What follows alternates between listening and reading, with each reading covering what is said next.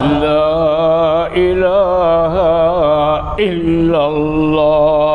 السلام عليكم ورحمة الله وبركاته. الحمد لله رب العالمين، والصلاة والسلام على رسوله المرسلين وعلى آله وصحبه أجمعين. قال الله تعالى في القرآن العظيم: أعوذ بالله من الشيطان الرجيم، بسم الله الرحمن الرحيم. أولم يروا أنا نأتي الأرض ننقصها من أطرافها. وقال نبينا عليه الصلاة والسلام: موت العالم مصيبة لا تجبر، وظلمة لا تسد، وموت قبيلة أيسر من موت عالم وهو نجم تمس، كما قال عليه الصلاة والسلام. புகழ் அனைத்தும் அல்லாஹ் ஜல்ல ஷானஹு தஆலாவுக்கே உரித்தாகுக. அவனுடைய வெற்றாதை கிருபை எம்பெருமானா நபியினாஹி ரசூலுல்லாஹி ஸல்லல்லாஹு அலைஹி வஸல்லம் அவர்களின் மீதும் அவர்களின் வழிச்சுவடுகளை அப்படியே பின்பற்றி வாழ்ந்த உத்தம சத்திய சஹாபாக்கள், தாபியின்கள், தபு தாபியின்கள், ஹத்தாபுகள், வலிமார்கள், இன்னும் குறிப்பாக அந்த மஜ்லிஸ் வச்சுக்கக்கூடிய நம் அனைவரின் மீதும் அல்லாஹுடைய சாந்தியும் சமாதானமும் நபியினாஹி ரசூலுல்லாஹி ஸல்லல்லாஹு அலைஹி வஸல்லம் அன்பும் ஷஃபாஅத்தும் என்றென்றும் வட்டாது நின்று நிலவுச்சுமாக. ஆமீன். கணியத்திற்குரியவர்களே, இந்த உலகத்தில் அல்லாஹ் தஆலா எத்தனையோ விதமான படைப்புகளை புதிதாக படைக்கிறான். படைத்த ரப்பு திரும்பவும் எடுத்துக்கொள்ளவும் செய்கிறான். அப்படி திரும்ப எடுத்துக்கொள்ளப்படுவதில் உயிரினங்களில் பலது எந்த சிந்தனைக்கு உட்படுத்தப்படாமலேயே அது அல்லாஹ்விடம் சென்று விடுகிறது. மனிதர்களில் சிலரும் கூட அவர்கள் சென்றால் எந்த விதமான பெரிய இழப்பும் இல்லாமல் சென்று விடுகிறது. ஆனால் மார்க்க கல்வியை கற்றிருந்த ஆலிம்கள் செல்லுகிற பொழுது இந்த உலகம் மிகப்பெரிய ஒரு இழப்பை சந்திக்கிறது என்று மட்டுமல்லாமல் ஒரு மிகப்பெரிய அழிவை நோக்கி இந்த உலகம் நகருகிறது என்பதை நாம் புரிய வேண்டும். ஏனென்று சொன்னால், மார்க்க கல்வியை கற்றவர்கள் வாழுகிற பொழுதும் சிறப்பாக வாழுகிறார்கள் என்று சொல்லுவதை விட, வாழுகிற போதும் எல்லோருக்கும் தேவையாகிறார்கள். மௌத்திற்கு பிறகுதான் அவருடைய அருமைகள் எல்லோருக்கும் தெரிய வரும். ஒரு அறிஞரின் தேவை என்ன என்பதை வாழுகிற காலகட்டத்தை நாம் உணர்வதை விட, அவருடைய இழப்பிற்கு பிறகு நாம் சந்திக்கக்கூடிய பலவிதமான இன்னல்கள், துக்கங்களின் பொழுதுதான் அவர்கள் இருந்திருந்தால் என்ற கேள்விக்குறியோடு சேர்ந்து நாம் அதை முடிக்க நாம் யோசிக்கிறோம். இது போன்று எல்லா ஆலிம்களுக்கும் இது போன்ற வாழ்க்கைகள் சிறப்பாக அமைகிறது. குறிப்பாக சில ஆலிம்கள் சமீபத்தில் நம்மை விட்டும் பிரிந்து, சொன்னபுலால் பிரிந்திருக்கிறார்கள் என்று நம்மால் சொல்ல முடியவில்லை என்கிற அளவிற்கு இருக்கக்கூடிய நம்முடைய அசத் கிபரா அவர்கள் ஏதோ விடுமுறையில் சென்றது போல தான் இருக்கிறது. அவருடைய வஃபாத்துடைய செய்தியை யாராலும் ஏற்றுக்கொள்ள முடியவில்லை. அவர்கள் வஃபாத்தாகி விட்டார்கள், அவர்களுக்கு பகரமாக நாம் இருக்கிறோம் என்கிற அந்த சிந்தனையை நம்மால் ஏற்க முடியவில்லை. ஏதோ அசத் அவங்க லீவுக்கு போயிருக்கிறாங்க அப்படின்னு நினைச்சா அதை மட்டும்தான் நம்மளால் அந்த இடத்துக்கு வந்து நிற்க முடியுது. இப்படி பல சந்தர்ப்பங்களில் நம்மளோடு அவர்கள் பழகிய விதங்கள், நம்மோடு அவர்கள் பேசிய விதங்கள், எப்பேற்பட்ட பிரச்சனை அவங்கள்ட்ட போய் சொன்னாலும் அல்லா நேசாக்குவான் அப்படின்ற ஒரே வார்த்தையில் முடிக்கக்கூடிய அந்த தக்குவா வேறு யாருக்கும் வராது. பெரும்பாலான நபர்கள் அவர்கிட்ட போய் நம்ம பிரச்சனையை சொன்னோம் அப்படின்னா அந்த பிரச்சனையை ஊதி பெருசாக்கி விட்டுருவாங்க. அப்படியா, அது அவ்வளவுதான் அப்படின்ற மாதிரி பெருசாக்கிடுவாங்க. ஆனால் அஜத்தில் எவ்வளோ பெரிய விஷயத்தை போய் சொன்னாலும் அல்லா லேசாக்கிடுவான் அப்படின்னு ஒரே வார்த்தையில் முடிச்சிடுவாங்க. அல்லா போதுமானவன் அப்படின்றாங்க. நீங்கள் மணிக்கணக்காக பிரச்சனையை சொல்லிட்டு துவா செய்யுங்க அப்படின்னாலும் அல்லாஹ் போதுமானவன் அப்படின்னு ஒரே மாதிரி முடிச்சிடுவாங்க. அதே மாதிரி மிகப்பெரிய ஒரு நஷ்டத்தை நீங்கள் கூறிக்கொண்டே சென்றாலும் அல்லாஹ்வுடைய நாட்டம் போகணுன்றதுக்கு போயிடுச்சுன்னு ஒரே வார்த்தை முடிச்சிடுவாங்க. அப்போ அவர்களுடைய அந்த ஒரு தக்குவா, அவர்கள் அல்லாஹ் மீது கொண்டிருக்கிற அந்த ஒரு காதல், ஒரு நம்பிக்கை, அவர்கள் பற்றி பேசிக்கொண்டால் நிறைய பேசிக்கொண்டே செல்லலாம். அந்த அளவுக்கு வாழ்ந்து சென்றிருக்கிறார்கள். பெரும்பாலும் ஆலிம்கள் வாழுகிற காலகட்டத்திலும் மக்களுக்கு மிக மிக தேவையானவர்கள். பொதுவாகவே ஒரு ஆலிம் என்று சொன்னால் ஆலிம் இல்லாமல் இந்த சமுதாயம் துளி கூட நகர முடியாது, துளி கூட நகர முடியாது. ஒரு மனிதன் வருவான், ஹஜ்ரத் எனக்கு இந்த மாதிரி என்னுடைய மனைவி ஹம்லா இருக்கிறாங்க, பிரசவம் மாசமாக இருக்கிறாங்க, துவா செய்யுங்க அப்படின்னு சொல்லுவார். சரிங்க, அவருக்கான துவா செய்வோம். கொஞ்ச நாளில் வருவார், ஹஜ்ரத் பிரசவ டேட்டு நெருங்கிருச்சு, துவா செய்யுங்க அப்படிம்பார். அல்லாஹ் லேசாக்குவான். குழந்தை பிறக்கிற சமயத்தில் அவர் ஃபோன் பண்ணுவார், ஹஜ்ரத் துவா செய்யுங்க, ஆஸ்பத்திரியில் சேர்த்துட்டோம். அல்லாஹ் லேசாவாக்கா கிளம்புறாங்க. குழந்தை பிறந்த உடனே ஃபோன் அடிப்பார், ஹஜ்ரத் துவா செய்யுங்க, ஆம்பளை பிள்ளை பிறந்த அல்லது பொம்பளை பிள்ளை பிறந்திருக்கு அப்படின்னு சொல்லுவோம். பிறகு மறுபடியும் ஆலிமை விடுவோமா? விட முடியாதல்லவா? வீட்டுக்கு அழைச்சிட்டு வந்த உடனே ஹஜ்ரத் என் பிள்ளைக்கு பேர் வைங்க ஹஜ்ரத், நல்ல பேராக ஒன்று பார்த்து வைங்க ஹஜ்ரத். அது நம்ம வச்சிருக்கிற பேருடைய அர்த்தத்தைக்கு நல்ல பேராக ஒன்று வைக்க சொல்லுவோம். அதுவும் ஆலிம் தான் வைக்கணும். பிறகு அந்த குழந்தைக்கு உடம்பு சரியில்லைன்னா ஹஜ்ரத் தான் ஓதி விடணும். அந்த குழந்தைக்கு கல்வி கற்றுக் கொடுத்தாலும் கூட அந்த ஆலிம் சட போய் ஓடுறோம். என்னத்தான் ஹஜ்ரத் என் பிள்ளை ஓத வைங்க ஹஜ்ரத், அடி பார்த்தா சொல்லிக் கொடுங்க ஹஜ்ரத். அது முடிஞ்சிருச்சு, விட முடியுமா? இல்லை ஹஜ்ரத் என் பிள்ளை மேல் படிப்புக்காண்டி செல்ல இருக்கிறான், துவா செய்யுங்க. 10வது படிக்கிறான், 12வது படிக்கிறான், துவா செய்யுங்க ஹஜ்ரத். அவன் வேலை கிடைப்பதற்கு துவா செய்யுங்க. பிறகு கொஞ்ச நாள் கழிச்சு அவன் வருவான், ஹஜ்ரத் எனக்கு நிக்கா இருக்குது, துவா செய்யுங்கன்னு அந்த பையன் வருவான். கொஞ்ச நாள் கழித்து அவனுடைய காலங்கள் சென்று யார் அந்த பிள்ளையை பெற்றெடுத்தாரோ, கடைசி வரையும் துவா துவா என்று கேட்டுக்கொண்டானோ அவரே உடம்பு சரியில்லாமல் போவார், அவருக்காண்டி துவா செய்வோம். பிறகு ஹஜ்ரத் என்னுடைய வியாபாரத்துக்கு துவா செய்யுங்க ஹஜ்ரத், அல்லாஹ் பரக்கத் செய்வான். இறுதியிலே ஒரு நாள் அவரும் வஃபாத்தாகி விடுவார். நம்மோடு பலவை அந்த நபர் வஃபாத்தாகி விடுவார். அவருக்கு நாம் தான் ஜனாசால துவா செய்வோம். மறுபடியும் நாம் நம்முடைய பள்ளியில் உள்ள நிலைமைகள் போல பல இடங்களில் தினம் அசல் தொழுது ஜியாரத் செய்கிறோம் இல்லையா? அது சிலர் யாருக்கோ செய்கிற மாதிரி போயிடுறோம். உங்கள் குடும்பத்தில் வஃபாத்தான மூதாதலுக்கு தான் துவா செய்கிறோம். என்னமோ அது ஒரு அரை மணி நேரம் நடக்கிற மாதிரியும், யாரோ அவங்க வேலை இல்லாமல் செய்கிற மாதிரியும் தொழுது முடித்த அத்தனை பேர் போயிடுறோம். மரசா பசங்க பெரியவங்க ஒரு 10 பேர் அவ்வளோதான் நிற்கிறோம். அங்கே என்ன துவா செய்கிறோன்னு தெரியுமா? உங்கள் வீட்டில் மௌத்தான பெரியவங்களுக்கான துவா செய்கிறோம். யாரெல்லாம் இந்த ஊரில் யாரெல்லாம் மௌத்தாகிட்டாங்களோ அவங்க கப்புறம் பிரகாசமாக்கி துவா செய்கிறோம். துவா உங்களுக்கு வேண்டுமா வேணாமா? தொழுது முடிச்சிட்டோமா போகிறோம். என்னமோ ஒரு அரை மணி நேரமாக போகுது, யாசின் கூட ஓதுறது இல்லை. குலுகுல்லா சூரா, அழுகுந்து சூரா, அவ்விதத்தின் ஓதுறோம், அவ்வளவுதான் துவா செய்கிறோம். ஒரு 1 நிமிஷம் 2 நிமிஷம் நேரம் கெடுக்க முடியும் நம்முடைய பெற்றோர்களுக்காக. எதற்கு சொல்ல வருகிறோம்? அங்கே துவா செய்து ஒரு அஜத்தான் நிற்பார். இப்போ எதுக்கு சொல்ல வருகிறோம்? நாளைக்கு கியாமத் நாளில் கூட இவருக்காண்டி ஷஃபா செஞ்சு நம்ம மஹல்லா இமாம் தான் நிற்பார். நம்ம மஹல்லா இமாமுக்கு முன்னாடி நம்மளாம் போய் நிற்போம். கியாமத்தில் போய் பார்க்குறப்ப நம்ம யாரை போய் பிடிக்கிறதுன்னு பார்க்குறப்ப நம்ம அஜத் வரப்போ தான் அஜத் எங்களுக்கா நீங்கள் சொர்க்கம் போகிறப்ப எங்களுக்கு சேர்த்து கூட்டிகிட்டு போங்க அப்படின்னு சொல்லுவோம். ஹதீஸில் வருகிறது, ஒரு சாரார்கள் சொர்க்கம் செல்வார்கள், அறிவிப்பு செய்யப்படும், உதுகுலுல் ஜன்னத்தை யா அய்யுஹல் ஆபிதீன் வல் முஜாஹிதீன், வணக்கம் புரிந்தவர்களே, ஆபிதீன்களே, அல்லாஹ்வுக்காண்டி போர் புரிந்தவர்களே சொர்க்கம் செல்லுங்கள் என்று அறிவிப்பு செய்கிற பொழுது உலமாக்கள் சொல்வார்கள்லாம், யா அல்லாஹ் அவங்க வணக்கம் செஞ்சதும் அவங்க போருக்கு போனதும் எங்கள் இல்மினுடைய பரக்கத்தினால தான். நாங்கள் பயானில் சொல்லி தான் அவன் இபாதத் செஞ்சான். அதுக்கு முன்ன வரைக்கும் அவன் திருந்தவில்லை. பயானை கேட்கிறான், திருந்தினான். நாங்கள் பயானில் ஜிஹாதுடைய சிறப்பை எடுத்து சொல்லி தான் ஜிஹாது செய்தான். எங்களுடைய இல்மினால் தான் அவன் இபாதத் செய்கிறான், ஜிஹாது செய்தான். அவனை சொர்க்கத்துக்கு போக சொல்லிட்டா எங்களை விட்டுட்டியே அப்படிங்கிறப்ப அல்லாஹ் சொல்லுவானா, நீங்கள் வெயிட் பண்ணுங்க, அவங்க சொர்க்கத்துக்கு போகட்டும். ஏன் தெரியுமா?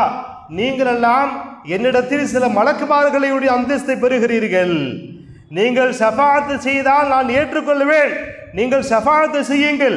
இவர்களுக்கு மட்டுமல்ல, மீதி உள்ள மக்களுக்கெல்லாம் யார் யாரை நீங்கள் சொர்க்கம் செல்ல வேண்டும் நாடுகிறீர்களோ தோ இவர் என்னுடைய மஹல்லாவாசி, தோ இவர் என் கண்பட திருந்தினார், இவர் தொழுகையாளியாக இருந்தார், இவர் ஹலால் ஹராம் பேணுதலாக இருந்தார், என் மஹல்லாவாசி தான் அல்ல, இவரை சொர்க்கத்துக்கு போ என்று ஆலிம்கள் ஷஃபாஅத் செய்தால் அந்த ஷஃபாஅத் ஏற்றுக்கொள்ளப்பட்டு சொர்க்கம் செல்வார்கள் என்று இஹ்யா உலூமுல் அந்த ஹதீஸை பதிவு செய்வார் நபி ஸல்லல்லாஹு அலைஹி வஸல்லம் கூறியதாக.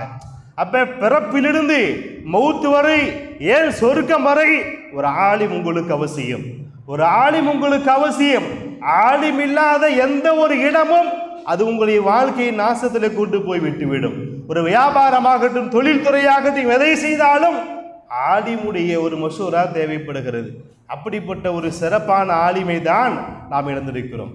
பல ஆலிம்களில் ஒரு மிகப்பெரிய ஆலிமை நாம் இழந்திருக்கிறோம். ஆலிம் அதற்கு பிறகு நான் வரலாம், என்னை விட பல மடங்கு சிறப்பானவர்கள் வரலாம், ஆனால் ஒருவருக்குள்ள அந்தஸ்தை யாராலும் வந்து செய்ய முடியாது. ஏன் தெரியுமா? வாழ்கிற காலகட்டத்தில் அவ்வளவு ஒரு தேவையுடையவராக இருந்தார்கள். இமாமுனா அஹ்மது இப்னு ஹம்பல் ரஹ்மத்துல்லாஹி அலைஹி அவர்கள் சொல்லுகிறார்கள், ஒரு மக்களுக்கு மனிதர்களுக்கு ஆலிமுடைய தேவை எந்த அளவிற்கு தெரியுமா? அவர்களுடைய உணவின் பக்கமும் தண்ணீரின் பக்கமும் எப்படி தேவையாவார்களோ அதை விட அதிகம் தேவையாக கூடியவர்கள் ஆலிம்கள் பக்கம். உங்களுக்கு எப்படி சாப்பாடு தண்ணி முக்கியமோ அதை விட அதிகமாக ஆலிம்கள் உங்களுக்கு ரொம்ப முக்கியம். உணவா ஆலிமா என்று வந்து விட்டால் உணவு எப்பொழுது வேண்டாலும் நாம் பார்த்து கொள்ளலாம், ஆனால் ஒரு ஆலிமுடைய இல்மு, ஒரு ஆலிமுடைய துவா அது கிடைக்காது. இன்னும் சொல்லுவார்கள், அவர்கள் ஆலிம்களுக்கு கட்டுப்படுதல் என்பது எப்படி தெரியுமா ஃபர்லு? அவருடைய தாய் தந்தையின் பேச்சை கேட்பதை விட அவருடைய ஆலிம்களுடைய பேச்சை தான் அவன் அதிகம் கேட்க வேண்டும். ஏன் தெரியுமா? இமாம் யஹ்யா இப்னு முஆத் ரஹ்மத்துல்லாஹி அலைஹி தன்னுடைய கருத்தாக பதிவு செய்வார்கள், ஆலிம் என்பவர்கள் யார் தெரியுமா? இந்த உம்மத்தின் மீது மிகப்பெரிய பேராசை கொண்டவர்கள். முஹம்மது ஸல்லல்லாஹு அலைஹி வஸல்லம் உம்மத்தின் மீது மிகப்பெரிய பேராசை கொண்டவர்கள். ஏன் தெரியுமா? அவர்களுடைய பெற்றோர்கள், ஒரு பெற்றவர்கள் தன்னுடைய பிள்ளை மீது கொண்ட அக்கறையை விட ஒரு ஆலிம் அந்த பிள்ளை மீது அக்கறை செய்வார். நீங்கள் உங்கள் பிள்ளை மீது அக்கறை செலுத்துவதை விட உங்கள் பகுதியை தாழ்ந்த மஹல்லாவை சேர்ந்த ஆலிம் அக்கறை கொள்வார். எப்படி தெரியுமா? நீங்க மக்தப் மதரசால பார்க்கலாம், நீங்க உங்க பிள்ளைய தொழுவிக்கு அனுப்பாம இருக்கலாம், சுபு தொழுவிக்கு அனுப்பாம வளர்க்கலாம், ஆனா அந்த மஹல்லா அஜத் என்ன செய்வாரு? சுபு தொழுவிக்கு வாடான்னு திட்டுவாரு. ஏன் தெரியுமா? உங்க அத்தா அம்மா சொல்றது முக்கியம் இல்லை. இங்க உங்க அத்தா அம்மா உன்னுடைய பிறருடைய நலவை பார்க்க மாட்டார்கள். நீ என்னுடைய பகன் ஹோம்ஒர்க் இருக்குது, நல்லா படிக்கணும், பெரிய இன்ஜினியர் ஆகணும், டாக்டர் ஆகணும்னு பார்ப்பாரு. ஆனா மஹல்லா இமாம், நான் அந்த கருத்தை சொன்னால் யாரிடத்தில் எந்த எதிர்ப்பு வாங்குவேன் என்று எனக்கு தெரியும், தெரிந்தாலும் சொல்லுவேன், ஃபஜ்ருக்கு வாடான்னு சொல்லுவேன். பெற்றவர்கள் நினைப்பார்கள், என் மகன் இந்த உலக கல்வியிலே தேர வேண்டும் என்று நினைப்பார்கள். ஆனால் ஆலிம் நினைப்பார், பா உலகம் அழியக்கூடியதுப்பா, அதை நினைச்சு ஏமாந்துடாதப்பா, என்னைக்கு மௌத்தா போகும் தெரியாதுப்பா, எந்த வயசுல மௌத்தா போகும் தெரியாது, கபருக்கு அமல் சேர்த்துக்கொள் என்று நாம் சொல்லுவோம். எத்தனையோ இடங்களில் பெற்றவர்கள் தன் மஹல்லா ஆலிம்களை இப்படியும் சொல்லுவதுண்டு. என் பிள்ளை விஷயத்துல நீங்க கொஞ்சம் பார்த்து நடந்துக்குன்னு சொன்னது உண்டு. அதை கேட்டு எந்த ஒரு ஆலிமாவது அடங்கி இருக்கிறார்களா? இல்லை. ஏன் தெரியுமா? உங்க எதிரி பெற முக்கியம் இல்லை பாவா, நாளைக்கு மறுமையில என்கிட்ட ஓதுற பிள்ளை உருட்டுறோம். நான் என்ன சொன்னாலும் அதுக்கு என்ன பிரதிபலிப்பு என்று எனக்கு தெரிந்துதான் நான் சொல்லுவேன். என் பிள்ளை வாரிசா பிள்ளைங்கள்ட்ட, ஏன்பா அது செய்யாதான்னு நான் சொல்லுவேன். ஏன் தெரியுமா? அது செய்யறதுனால எங்களுக்கு ஒன்றும் ஆக போறது கிடையாது. நாளை சொர்க்கத்துக்கு நீ போகணும், நாளை சொர்க்கத்துக்கு போகணும். உன் பெற்றவர்கள் உன்னை நோன்பு வைக்க வேண்டாம் என்று சொல்வார்கள். மஹல்லா இமாம் நோன்பு வை என்று சொல்லுவார். ஏன் தெரியுமா? அக்கறை இல்லாமலா? இல்லை, மறுமை பற்றியான அக்கறை எங்களுக்கு இருக்கிறது. உங்களுக்கெல்லாம் அழிந்து போகக்கூடிய இந்த உலகத்தின் மீது அக்கறை. ஆனால் மஹல்லா இமாம்களுக்கு உங்கள் எதிர்ப்பையும் மீறி, அது எதிர்ப்பு எந்த அளவில் தோன்றினாலும் அதையும் மீறி உங்கள் பிள்ளைகளை எப்படியாவது நாங்கள் கொண்டு போய் சேர்க்க வேண்டும். அதுக்கு உதாரணம் தான் ஜும்மா பயான். ஜும்மா பயானில் சொல்லப்படுகிற விஷயம் எல்லாம் எல்லோருடைய காதிலும் ஒரே மாதிரி விழுகுமா? எல்லாரும் ஒரே மாதிரி கருத்து எடுத்துக்குவாங்கிறீங்க. அங்க போய் 4 கருத்து பேசதான் செய்வான். என்ன பேசுவான், எப்படி பேசுவான், என்ன குறை பேசுவான், இதற்காண்டி எந்த இழுப்பான், எந்த காலத்து கதை இழுப்பான், யாரு குடும்பத்தை பொறுத்து நாள் அடிப்பான், எல்லாம் தெரியும். அதுக்கு என்னென்ன சூழ்ச்சி செய்வான் என்று தெரிந்தும் கூட பேசுகிறவை. ஏன் தெரியுமா? உங்கள் பெற்றோரை விட உங்கள் மீது நாங்கள் அதிக அக்கறை கொண்டவர்கள். இந்த அழிந்து போகக்கூடிய உலகத்திற்காக நீங்கள் பாடுபடாதீர்கள், மறுமை யோசியுங்கள் என்று தெரிந்த காரணத்தினால்தான் உங்களுடைய எந்த விதமான எதிர்ப்பு வந்தாலும் சந்திக்க தயாராக ஒவ்வொரு ஆலிமும் இருக்கிறார். ஏன் கொலை மிரட்டல் விடுக்கப்பட்ட ஆலிம்கள் கூட எந்த விதமான தன்னுடைய அந்த பணியில் கிதுமத்தில் தொய்வில்லாமல் முன்பு இருந்ததை விட சற்று அதிகமாக தான் வீதமாக செயல்படுவாரே ஒழிய என்ன அடிக்கிறேன்னு சொல்றாரு, கொலை செய்யறேன்னு சொல்றாரு எந்த ஆலிமும் நம்முடைய அஜத் கிப்லா அவர்கள் உட்பட எந்த மிரட்டலுக்கும் பயப்படாதவர்கள், வந்து பாரு என்று சொன்னவர்கள். அது ரவுடீசரம் அல்ல, மாறாக அப்படி ஒரு நிகழ்ச்சி நடந்தா நான் அல்லாட்ட ஷஹீதா ஏற்றிட்டு போறேன் போனா அந்த உயிர் எங்களுக்கு ஒன்றும் முக்கியம் கிடையாது என்று சொல்லக்கூடியவர்கள் தான். ஒரு மஹல்லாவில் அரசியல் கட்சி சார்ந்தவன் இருப்பான், நாம் சொல்லக்கூடிய எதிர்க்கத்துக்கு ஆட்சியாளராக அவன் இருப்பான், அதையும் மீறி சொல்லுவோம். ஏன் தெரியுமா? இஸ்லாத்துக்கு என்ன சாதகமோ அதை சொல்லிதான் ஆகணும். இதுதான் ஒரு ஆலிம், இதுதான் இமாம் பெருமக்கள் சொல்லுகிறார்கள். அவர்கள் உங்கள் பெற்றவர்களை விட உங்களுடைய மஹல்லாவாசி இமாம் தான் உங்கள் பிள்ளை மீது அதிகம் அக்கறை கொள்கிறார்கள். இப்படி சொல்லிவிட்டு முடிக்கிறார்கள். பெற்றோர்கள் உங்களை உலக நெருப்பிலிருந்து பாதுகாக்க முயற்சி செய்வார்கள். ஆனால் ஒரு ஆலிம்கள் நாளை மறுபை நரக நெருப்பிலிருந்து உங்களை பாதுகாக்க முயற்சி செய்வார்கள். இந்த உலகத்துல கஷ்டம் ஏற்பட்டுமே உங்க பெற்றவங்க கஷ்டப்படுவாங்க. ஆனா ஒரு ஆலிம் யோசிப்பார், உங்கள் பெற்றோரின் சிந்தனையும் தாண்டி மறுமையில நல்லா இருக்குன்னு பார்ப்பாங்க. இது மாதிரி நம்ம அஜரத் எத்தனையோ விஷயங்களை சொல்லி காண்பித்திருக்கிறார்கள். ஆலிம் என்பவர் நபி ஸல்லல்லாஹு அலைஹி வஸல்லம் அவங்க சொன்னாங்க, இன்ன மஸலல் உலமாஇ ஃபில் அர்த், இந்த பூமியிலே ஆலிம்களுக்கு உதாரணம் என்ன தெரியுமா? கமஸலின் நுஜூமி ஃபிஸ் ஸமா, வானத்தில் இருக்கக்கூடிய நட்சத்திரங்களை போன்று. அதிலே அந்த நட்சத்திரங்களுடைய அந்த வெளிச்சத்தை கொண்டதான் தரையிலும் கடலிலும் பயணம் செய்கிறார்கள். என்றைக்கு அந்த நட்சத்திரம் ஒளியிலிருந்து போய் விடுகிறதோ அன்றைக்கு வழி தவறி விடுவார்கள். அதே போலதான் ஆலிம்கள் இருக்கிற பொழுது உங்களுக்கான நேரு வழி கிடைத்து கொண்டே இருக்கும். என்றைக்கு ஆலிமை இழக்கிறீர்களோ அன்றைக்கு உங்களுக்கான நேரு வழி தவறிவிடும் என்றார்கள் நபி ஸல்லல்லாஹு அலைஹி வஸல்லம் அவர்கள். அவருடைய வழிகாடு எந்த அளவுக்கு முக்கியம் என்பதை நாம் புரிய வேண்டும். சஹாபாக்கள் காலகட்டம் அதனால தான் ஆலிம்களுக்கு தலைமை பொறுப்பை கொடுத்து வைத்திருந்தார்கள். இன்னைக்கெல்லாம் நம்ம ஊர் மஹல்லா அஜத் அப்படின்னா, அஜத் உங்களுக்கு என்ன தெரியும் அப்படின்னு நம்ம பேசுகிறோம். ஆனால் ஆலிம்களுக்கு தான் எல்லாம் தெரியும். ஏன் தெரியுமா? உமர் ரலியல்லாஹு அன்ஹு அவர்கள் அவருடைய ஆட்சியிலே மஸ்ஜித் நபவிக்கு வெளியிலே கடை தெருவிலே கடை போடுவதாக இருந்தாலும் ஹலால் ஹராம் சட்டம் தெரியுமா? கடை போடும்பாங்க. ஹலால் ஹராம் சட்டம் எந்த அளவுக்கு தெரியும் கடை போடும்பாங்க. மார்க்கத்துக்கு முக்கியத்துவம் கொடுத்த பெருமக்கள் சையதுனா உமர் ரலியல்லாஹு அன்ஹு ஆட்சி காலத்தில் சையதுனா மக்காவில் நாஃபி இப்னு அப்துல் ஹாரிஸ் என்ற ஒருவரை மக்காவின் தலைவராக நியமிக்கிறார்கள். இடையிலே உஸ்ஃபான் என்ற இடத்துல சந்திக்கிறாங்க. யாரு?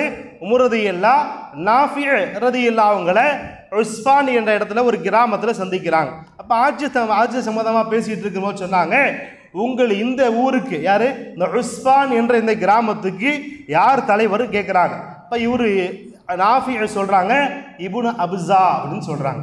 யார் அந்த இப்னு அபுஸா அப்படின்னு உமர் ரலியல்லாஹு கேட்கிறப்ப சொன்னாங்க, மௌலம் மவாலினா, எங்கள் அடிமைகளில் ஒருத்தர் தான் அவருன்னாங்க. அப்ப உமர் ரலியல்லாஹு கேட்கிறாங்க, ஃபஸ்தக்லஃப்த அலைஹிம் மௌலன், அவர்களுக்கு ஒரு அடிமையை தலைவராக நியமித்து விட்டீர்களே, என்ன காரணம் கேட்டாங்க. ஏன்னா அடிமை அப்படின்னா ரொம்ப தாழ்ந்த ஒரு இனமாக தான் கருதப்பட்டது. அவங்கள போய் ஒரு ஊருக்கு தலைவராக நியமித்து விட்டீர்களே, என்ன காரணம் என்று கேட்ட பொழுது சையதுனா நாஃபி ரலியல்லாஹு அன்ஹு அவர்கள் சொல்கிறார்கள், இன்னஹு காரிஉல் கிதாபில்லாஹி அஸ்ஸ வஜல், அவர் குர்ஆனை ஓதுகிறார். வ ஆலிமும் பில் ஃபராயில், ஹலால் ஹராம் சட்டத்தை அறிந்து வைத்திருக்கிறார். நம்ம பாஷையில் சொன்னதா இருந்தா அவர் ஆலிம்சா, அவர் ஒரு அடிமைதான். ஆனால் அவர் ஆலிம் என்ற காரணத்தினால் எங்கள் ஊருக்கு தலைவராக நாம் எடுத்துக்கொண்டோம். அதனால தான் உமரது ஆட்சி சிறப்பாக இருந்துச்சு. இப்படி அடிமை அவர் எந்த ஊராக இருந்தாலும் எந்த வம்சமாக இருந்தாலும் அதையெல்லாம் பார்க்க மாட்டாங்க. அவர் தலைமை பீடத்துக்கு வர வேண்டுமா? முதல் தகுதி குர்ஆன் ஓத தெரிஞ்சிருக்கணும்.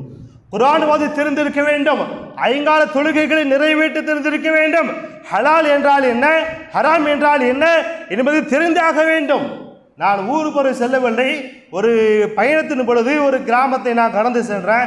அங்கே போகிறப்போ ஒரு சின்ன பிரச்சனை என்ன அப்படின்னா, பேங்கில் பள்ளிவாசல் சார்பில் காசு போட்டுருக்குறாங்க. அப்போ அவர் மற்ற மக்கள்லாம் சொல்கிறாங்க அது வட்டி காசு, அதை நாம் தனியாக பிடிச்சி ஏதாச்சும் செய்யணும் அப்படிங்கிறப்ப அந்த ஊர் தலைவர் சொல்லுகிறார், அது எப்படி வட்டி ஆகும்? நான் ஒருத்தவன்கிட்ட காசு கொடுக்குறதுக்கு அன்பாளி கொடுக்குறான் அப்படிங்கிறார், அன்பளிப்பாக கொடுக்குறான் அப்படிங்கிறார். அவன் சொல்கிறதே பை இன்ட்ரெஸ்ட் தான் அந்த புக்கில் அவன் போட்டு ஸ்டேட்மெண்ட்டில் போட்டு கொடுக்குறான். ஆனால் இவர் என்ன விளக்கம் கொடுக்குறாரு, நான் ஒரு தோண்ட பணம் கொடுத்துருக்குறேன், திருப்பி கொடுக்குறான், அன்பளிப்பாக கொடுக்குறான், இதுக்கு பேர் என்ன வட்டியான்னு கேட்குறது யாரு? ஒரு பள்ளி தலைவர். இதை நாம் எங்கே போய் சொல்ல? இது போன்றதான் ஒரு பள்ளியாக இருந்தாலும் சரி, ஒரு ஊராக இருந்தாலும் சரி, மார்க்கத்தை அறிந்தவருக்கு தான் முன்னுரிமை கொடுத்திருக்கிறார்கள். அப்படி கொடுத்ததின் பெயர் தான் அந்த அடிப்படையில் தான் நிறைய ஊர்கள் முன்னேறி இருக்கிறது. அதில் ஒன்று தான் நம்ம ஊர். நம்ம ஊருடைய இந்த அளவுக்கு முன்னேற்றத்துக்கான காரணம் நம்ம அஜத் என்ன சொன்னான்னு கேட்டுருவோம். அது நிர்வாகம் இருந்தாலும் சரிதான், அது யாராக இருந்தாலும் சரிதான், நம்ம அஜத் சொல்லிட்டாங்கன்னு அப்படியே கட்டுப்பட்டுருவோம். அது கியாமத்தை உரையை தொடர வேண்டும், அல்லாஹ் தௌஃபீக் செய்ய வேண்டும். அந்த அஜத்துக்கு என்ன கண்ணியம் கொடுத்தோமோ அதே போன்று எல்லா மஹல்லாவிலும் ஆலிமை முன்னிறுத்த பாருங்கள். அந்த மஹல்லா கண்டிப்பாக அது செல்வ செழிப்பாக இருக்கும். இப்படிப்பட்ட அந்த இழப்பு தான் நம்மால் தாங்க முடியவில்லை. அவருடைய இழப்பு என்பது எந்த வகையிலும் ஈடுபடுத்த முடியாத ஒரு ஈடுபாக நாம் பார்க்கிறோம். ஒரு இடத்தில் ஒருவர் அழுது கொண்டிருக்கிறார், ஒரு கூட்டம் அழுது கொண்டிருக்கிறது. ஒரு அறிஞர் செல்லுகிறார், ஏன்பா அழுதுட்டு இருக்கிறீங்கன்னு கேட்குறாங்க. இந்த மாதிரி எங்கள் ஊரில் பெரிய பணக்காரருங்க அவர் மௌத்தா போயிட்டார் அப்படின்னு சொல்கிறாங்க. அப்போ அந்த அறிஞர் சொல்லுகிறார், பணக்காரன் மௌத்தா போயிட்டான் அவ்வளவுதானே, அவனுடைய பொருளாதாரம் இங்கே தானே விட்டுட்டு போயிருக்கிறான், அவன் சொத்துல எதையாச்சும் எடுத்துட்டு போக முடிஞ்சுச்சா? இல்லை, அவன் சொத்து இங்கே தானே இருக்கு. ஆனால் ஒரு ஆளி மௌத்தாகிவிட்டால் அவர் இல்மை சேர்த்து எடுத்துக்கொண்டு செல்கிறார். ஒரு ஆளி மௌத்தாகிவிட்டால் அவருடைய இல்மை இங்கே இருக்கிறது இல்லை, எதையுமே அவர் இங்கே விட்டு வைக்கிறது இல்லை, அவரோடு சேர்ந்து இல்மும் அது கைப்பற்றப்படுகிறது. அதை விட கை செய்து என்ன தெரியும்? போய் பணக்காரனுக்கு போய் அழுவுறீங்க, வேலை பாருங்கன்னு சொல்லி வரட்டி விட்டார். அப்ப இன்னைக்கு உலகம் அதுதான் பெரிய தப்பு பண்ணுது. பணக்காரர்கள் என்றால் ஒரு சபையில் ஆளி வருகிறார், ஒரு அரசியல்வாதியோ ஏதோ செல்வதன் வருகிறான் என்றால் யாருக்கு முக்கியத்துவம் கொடுக்கப்படுது என்பதை நீங்களே சிந்தித்துக் கொள்ளுங்கள். நமக்கு அது புரியவில்லை. ஆலிம் தான் நமக்கு முக்கியம். அஜத் இன்னைக்கு போயிட்டாங்க, அவங்க என்னத்தை விட்டு வச்சாங்க? அவருடைய இல்மு என்ன இங்கே பாக்கி இருக்குது? என்ன பாக்கி இருக்குது?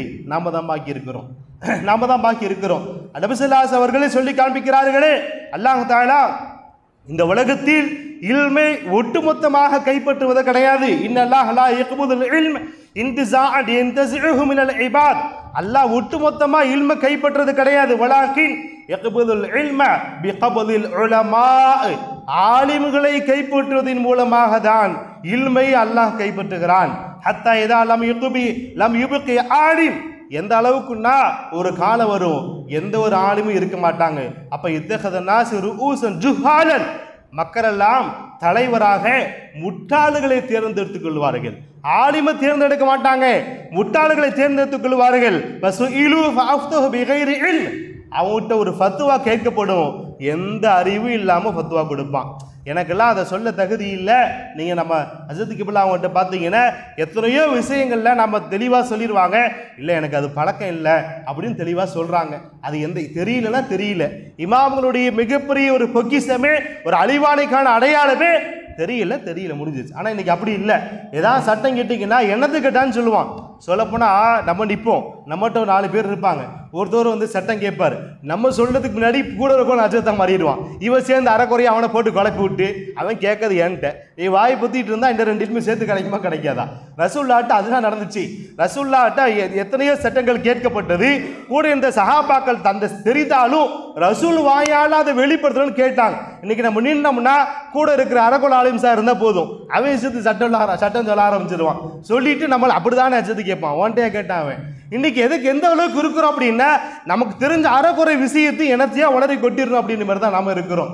ஆனா பெரியவங்க நம்ம அஜத் மாதிரி ஆளுங்கள்லாம் நீங்க பாத்தீங்கன்னா தெரியலன்னா தெரியல, எனக்கு பழக்கம் இல்லைன்னா பழக்கம் இல்லை, அவ்வளவுதான் அப்படின்னு முடிச்சுக்குவாங்க. அப்ப இந்த இல்மு இப்படி எல்லாம் இந்த அறிவிக்கட்ட ஜுஹால்கள் முட்டாள்கள் தன் அறிவே இல்லாமல் ஃபத்வா கொடுப்பாங்க.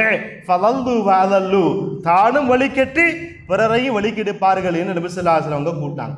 அதே மாதிரி அல்லாஹ் ஒரு ஆயத்தில் சொல்லுகிற பொழுது அவலம் இரவு அண்ணா நகத்தில் அறுத நன்குசுஹா மினாத்துனா ஃபீஹா.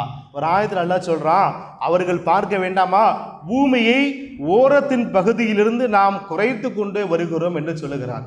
பூமியின் ஓர பகுதியிலிருந்து கொஞ்சம் கொஞ்சமாக குறைச்சிக்கிட்டே வரும் அப்படின்னு சொல்கிறான் அல்லாஹ். இதுக்கு என்ன விளக்கம்? இப்னு அப்பாஸ் ரலியல்லாஹு அவங்க சொல்கிறாங்க, உலமாக்களை கைப்பற்றுவதை கொண்டு தான் பூமியை அழிகிறது என்று சொல்லி காண்பிக்கிறார்கள். ஒவ்வொரு ஆலிமும் அது சாதாரண இழப்பு அல்ல, அதை நம்மால் வாயால் சொல்லி முடிக்க முடியாது. ஏன் எவ்வளவு அழுதாலும் அதற்கு நம்மால் மனசு தேரவே இல்லை இல்லையா? இந்த ஒரு வாரமாக யாருடைய முகத்திலும் சிரிப்பு இல்லை, நம்ம எந்த விதமான சிந்தனையும் யாருக்குமே இல்லாத இனவாறு தான் போகிறோம். காரணம் என்னன்னா, அவங்க மேலே உள்ள பாசம் அடுத்து ஒரு இல்மத்தாரி, ஒரு மிகப்பெரிய ஒரு ஆலிம், மிகப்பெரிய ஒரு வழி, அவர் இறந்துட்டார். அவருடைய இடத்தை யாரும் பூர்த்தி செய்யுது? அவருக்கு பதிலாக பயான் செய்யலாம், தொழுக வைக்கலாம், 1000 இருக்கட்டும். அவங்களுடைய ஒன்று தனி தான். ஒவ்வொரு ஆளுக்கும் அல்லாஹ் தனித்தனி இதை கொடுத்துருப்பான் இல்லையா? எனக்குள்ள திறமை தனி, அஜத்துக்குள்ள திறமை தனி. எனக்குள்ள மாதிரி யாருக்கு வராது, அஜத்துக்குள்ள மாதிரி யாருக்கு வராது. அந்த அடிப்படையில் அவங்க எல்லா அந்தஸ்திலும் ஆலிம், ஒரு மிகப்பெரிய ஒரு வழி, நபி ஸல்லல்லாஹு அலைஹி வஸல்லம் பாரம்பரியத்தில் உள்ளவர்கள், எல்லாராலும் மக்பூலான ஒரு ஆலிம், எல்லா ஆலிம்களும் ஏற்றுக்கொண்டவர்கள், எல்லா சாரார்களாலும் எல்லா இயக்கத்தார்களாலும் ஏற்றுக்கொள்ளப்பட்ட ஒரு ஆலிம். அவங்களுடைய இழப்பு என்பது நம்ம ஒரு ஈடு செய்ய முடியாத ஒரு இழப்பு. நாம் என்ன செய்ய வேண்டும் அவர்களுக்காக? அவங்களுக்கான நம்ம என்ன செய்யணும்?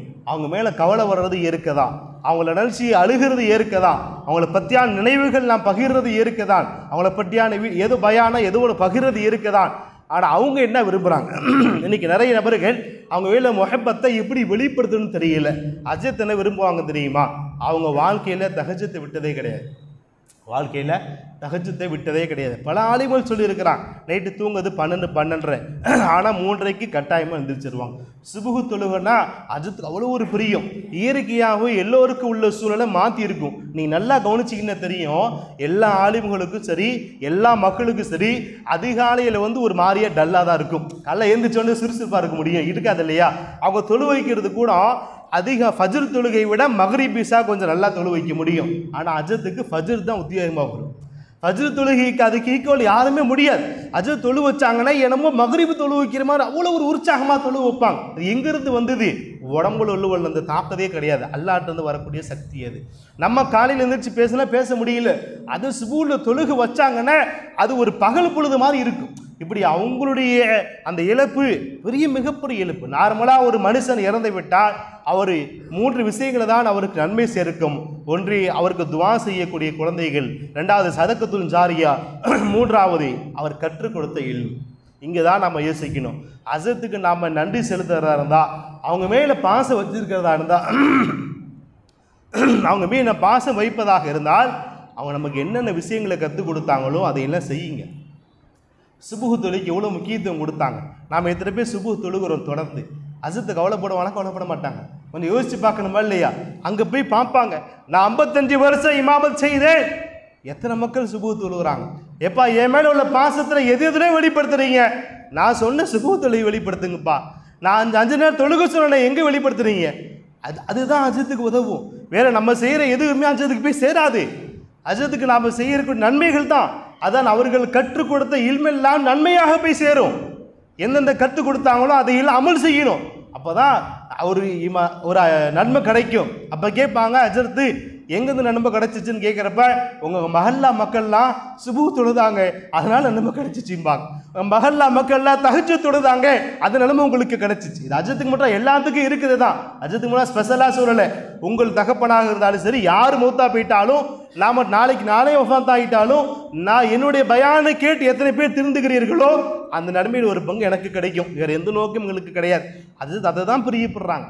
அவங்களுக்கு ஒரு மிகப்பெரிய மலையை கொண்டு போய் தினத்தின போய் சேர்க்கப்படணும். எங்கிருந்து கிடைச்சிச்சு? உங்கள் பேச்சை கேட்டு உங்கள் மஹல்லா மக்கள்லாம் சுபூ தொழுதாங்க. உங்கள் பேச்சை கேட்டு உங்கள் மஹல்லா மக்கள்லாம் குர்ஆன் ஓதினார்கள், தான தர்மம் செய்தார்கள், ஹலால் ஹராம் பேணினார்கள். இதுதான் அஜத் விரும்புவாங்க. வேற எதையும் அஜத்து வேற எதையும் விரும்ப போறதில்லை. இங்கே இருக்கிறப்ப அஜத்து பிரபலித்து விரும்ப போறது கிடையாது. எவ்வளோ பெரிய சபையாக இருந்தாலும் மூலையில் அமர்றவங்க அஜத், அவங்கள பற்றி பேசக்கூடிய சக்தி வரல எனக்கு. அந்த அளவுக்கு தான் அதோடைய இழப்புகள் இன்னும் நம்மளால் மீள முடியல. அது இருக்கட்டும். ஆனால் அவங்க மேலே உள்ள முஹப்பத்தை நான் வெளிப்படுத்த வேண்டுமென்றால் 5 நேரம் சரியாக தொழுகணும். குறிப்பாக ஃபஜ்ர் தொழுகை கையில் எடுங்க, அல்லாஹ்வுக்காண்டி தொழுவுங்க. அப்படின்னா தான் அவங்களுக்கு நன்மை போய் சேரும். கவலைப்படுவாங்கல்ல, இத்தனை வருஷம் இருந்தோம் என் மேலே கவலைப்படுறாங்களே ஒழிய ஃபஜ்ர் தொழுகை கால காணாமல் கவலைப்படுவாங்களா? கவலைப்பட மாட்டாங்க. கொலைப்படுவாங்க தானே. அப்போ உண்மையான முஹப்பத்தை சமுதாயம் எங்கே காமிக்கணும்னு தெரியல. ரசூலுல்லாஹ்வுல முஹப்பத் எங்கே காமிக்கணும் அப்படிங்கிறது தெரியல. ஆர்ப்பாட்டங்கள் ஒரு புறம் இருக்கட்டும், ஆனால் உண்மையான முஹப்பத் எங்கே? பள்ளிவாசலை மீட்போம், ஆர்ப்பாட்டம் இருக்கட்டும், போராட்டம் இருக்கட்டும், சண்டை சச்சரவுகள் அது எப்படியே பலமாகட்டும், அது வேற விஷயம். ஆனால் எப்படி மூவ் பண்ணணும்னு தெரியல சமுதாயம். அதனால் ஒரு ஆலிமை இழந்து தவிர்க்கிறோம், அதுக்கு எந்த விதமான ஈடும் கிடையாது. நபி ஸல்லல்லாஹு அலைஹி வஸல்லம் அவங்களே சொன்னாங்க, மௌத்துல் ஆலிமி லா துஜ்பரு, அது எந்த விதமான ஈடு செய்ய முடியாத ஒரு இழப்பு தான் ஒரு ஆலிமுடைய மவுத். குறிப்பாக நம்ம ஹஜ்ரத் மாதிரியான ஒரு மவுத்துங்கிறது கியாமத் வரைக்கும் இந்த இடத்துல யாராலும் நிவர்த்தி செய்ய முடியாது. அதே நேரத்தில் அதே ஒரு தகவலை நான் சொல்லக்கூடிய ஆசைப்படுகிறேன். அவர்கள் நினைத்து சில நான் இபாதத்தை விட்டுறக்கூடாது. அதாவது அஜர்த்தே இல்லையே, இப்போ நம்ம போய் பலியாசை போய் என்ன செய்ய போகிறோம்? இது மிகப்பெரிய தப்பு. அஜர்த்தே இது சைத்தான் இதை தான் விரும்புகிறான். ஒரு ஆளை எடுத்துட்டோம்னா அவங்க மூலியமா அமல் கெட்டுறது அல்ல, இது அவனுக்கு ரொம்ப பிடிக்கும். இப்படி கிடையாது. அஜத்துக்கான இபாதத்து செய்ய கிடையாது. அஜத்து முஹப்பத்தோடு இருக்கட்டும், அது தனி. ஆனால் இபாதத்து தனி. நபி ஸல்லல்லாஹு அலைஹி வஸல்லம் மூத்திற்கு பிறகு அபூபக்கர் ரலியல்லாஹு சொன்ன வாசகம் இதுதான், மன் கான யஅபுது முஹம்மதன் ஃபக்கத் மாத், யார் முஹம்மது ஸல்லல்லாஹு அலைஹி வஸல்லம் அவரை வணங்கினீர்களோ அவர் இறந்து விட்டார், யார் அல்லாஹ் வணங்குனீர்களோ அவர் ஹயாத்தோடு இருக்கிறார் என்று சொன்னார்களே. அதே மாதிரி தான் நம்முடைய ஈமான்ல சைத்தான் லேசாக குழப்பத்தை உண்டு பார்க்க பார்ப்பான். அஜத்தே இல்லை. ஏன்னா ஏன் சொல்லணும் இந்த வார்த்தையை? அஜத் உம்ரா போனப்போ யாரும் சொன்னதை என் காதுக்கு வந்துச்சு. யாரும் தெரியல, யாரும் தெரிஞ்சால் நான் சொல்ல மாட்டேன். ஏன்னா அவங்கள டேரெக்டாக என் முகம் அவங்க ஞாபகத்துக்கு வந்துடும். பெரும்பாலும் நான் இங்கே சொல்கிறேன் அப்படின்னா யாரும் தெரியல அப்படின்னா பொதுவில் சொல்லிடுவேன். உம்ராவுக்கு போனப்போ யாரோ சில பேர் சொன்னாங்களா, அஜத்தே இல்லை, அங்கே தொழுகைக்கு போய் என்ன செய்ய போகிறோம்? அப்படி என்ன செஞ்ச? ஒன்று வேறு பள்ளியில் போய் தொழுது இருக்கணும், அதுவும் இல்லை வீட்டில் எப்பயும் போல் அரட்டடிச்சிக்கிட்டு இருந்தேன். இதுதான் சைத்தானுக்கு பிடிக்கும். அப்போ அது வேறு, இது வேறு. முஹப்பத்து வேறு, இபாதத்து வேறு. அவங்க மீது முஹப்பத் இருக்கலாம், துவா செய்யலாம், எல்லாம் இருக்கலாம். ஆனால் சொல்ல போனால் முன்பு இருந்ததை விட அதிகமான மக்கள் எல்லா நிகழ்வும் கலந்து கொள்ளணும். அஜத் இருக்க இப்போ என்னென்னலாம் செஞ்சாங்களோ அது வெள்ளாமை தொடர்ந்து நடைபெறும். திக்ர் மஜ்லிஸ் ஆகட்டும், தஃப்சீர் ஆகட்டும், எல்லாமே அஜத் புரியப்பட்டு ஆரம்பிச்சது. அதெல்லாம் அல்லாஹ் காணி செய்யுது, மறுபடியும் செய்யப்படும். எல்லோரும் இன்ஷா அல்லாஹ் கலந்து கொள்ளுங்கள். அதுதான் அவர்களுக்கு நாம் செய்யக்கூடிய நன்றி கடனாக இருக்கும். வல்ல ரஹ்மான் நம்மை எல்லாம் கபூல் செய்து கொள்வானாக. நம்முடைய அஸத் கிப்ரா அவர்களை அல்லாஹ் தஆலா புரிந்து கொள்வானாக. அவருடைய சொர்க்கத்தின் அந்தஸ்தை அல்லாஹ் தஆலா உயர்த்தி கொண்டே செல்வானாக. அல்லாஹ் தஆலா கனவிலே நம்முடைய அஸத்தை பார்த்து நாம் சந்தோஷப்பட்டு அவர்கள் சொர்க்கத்தில் உயர்ந்த அந்தஸ்தில் இருப்பதை நாம் பார்த்து மகிழக்கூடிய ஒரு நல்ல நசீபை அல்லாஹ் தஆலா நமக்கெல்லாம் தந்தளி புரிவானாக. அவர்களை போன்று நல்ல அக்லாக்கும், நல்ல இபாதத்தும், நல்ல இபாதத்தில் ஆர்வம், எல்லோரும் மென்மையாக பழக்கூடிய பாக்கியத்தை வல்ல ரஹ்மான் நமக்கெல்லாம் தந்தூரில் புரிவானாக. அவர்களை பிரிந்து வாடக்கூடிய மஹல்லாவாசிகள் மற்றும் குறிப்பாக குடும்பத்தார்கள் அல்லாஹ் தஆலா மிகப்பெரிய ஆறுதலை ஏற்படுத்தி கொடுப்பானாக. வாழும் காலமெல்லாம் லா இலாஹ இல்லல்லாஹ் முஹம்மது ரசூலுல்லாஹ் என்ற கலிமாவின் அடிப்படையை வாழ்ந்து அந்த கலிமாவை முழுந்த வண்ணமே நம்முடைய இறுதி பேச்சும் மூச்சும் அமையக்கூடிய பாக்கியத்தை வல்ல ரஹ்மான் நமக்கெல்லாம் நசீபாக்கி வைப்பானாக. வாஹிர் தஅவானா அல்ஹம்துலில்லாஹி ரப்பில் ஆலமீன். அஸ்ஸலாமு அலைக்கும் வரஹ்மத்துல்லாஹி வபரகாத்துஹு.